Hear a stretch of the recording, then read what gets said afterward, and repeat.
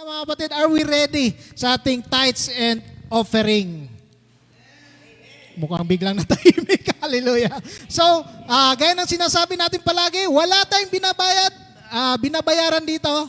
Pero yung kuryente, binabayaran natin. Pero ang lahat na ito, hindi napupunta sa bulsa ni Coach Rich, napupunta to sa ating gawain. Ano? Kung handa na po kayo, ibalik natin. Back to basic tayo. Sabi nga doon sa Malakay chapter 3 verse 10, bring the whole tithe into the storehouse that there may be food in my house. Ayun, kaya pala binabalik natin itong ating mga ikapo para merong pagkain dito sa bahay na ating Panginoon. Amen? At gaya niyang sabi niya sa kanyang salita, test me in this. Subukan niyo ako. Walang ibang verse sa Bible na nagsabi na subukan natin ang Panginoon. Ngunit ito lamang mga kapatid, sa pagbibigay natin ng ating ikapo, says the Lord Almighty, and see if I will not throw open the floodgates of heaven and pour out so much blessing that there will not be room enough to store it. Kung maintindihan natin, kung itatagalog ko sa inyo, nakita nyo na ba yung floodgates? Kasi nauso yung flood control sa Pilipinas, no? Di ba yung flood control hindi na epektibo?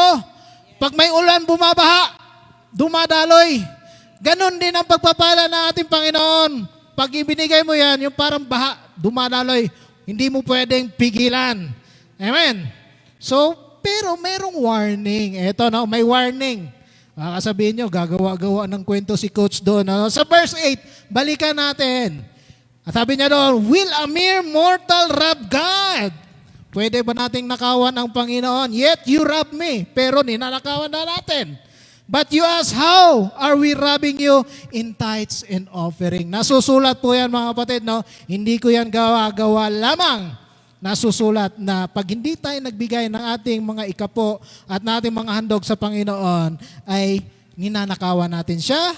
Ngunit, ito na naman ang promise niya sa atin, pag tayo naman ang nagbigay sa Panginoon. Verse 11, I will prevent pests from devouring your crops, and the vines in your field will not drop their fruit before it ripes. No? Yung bago mahinog, says the Lord. Grabe, yung pangako ng Panginoon, na pag nagbigay daw tayo, hindi niya hayaan na yung mga peste. So, hindi naman tayo lahat farmer. Sa ating trabaho na lamang, walang mga aksidente, walang mga disgrasyang mangyayari sa atin, says the Lord. Bago pa man daw malaglag yung mga bunga na yan, protektahan na yan ating Panginoon. Amen. So, are we ready? Ikaw na nandyan sa online, yung auntie kong nakaduster na blue. Handa ka na ba, ate? Amen. Si Junjun, nakalimutan na natin si Junjun, Hallelujah. Nandiyan pa rin si Junjun, nakatune in pa rin. Hallelujah. Kaya kung handa na po kayo, meron po tayong ipa-plus dyan kung saan natin pwedeng ibigay. Kaya kung handa na po tayo po ay tumayo at magbigay. Praise God. Hallelujah.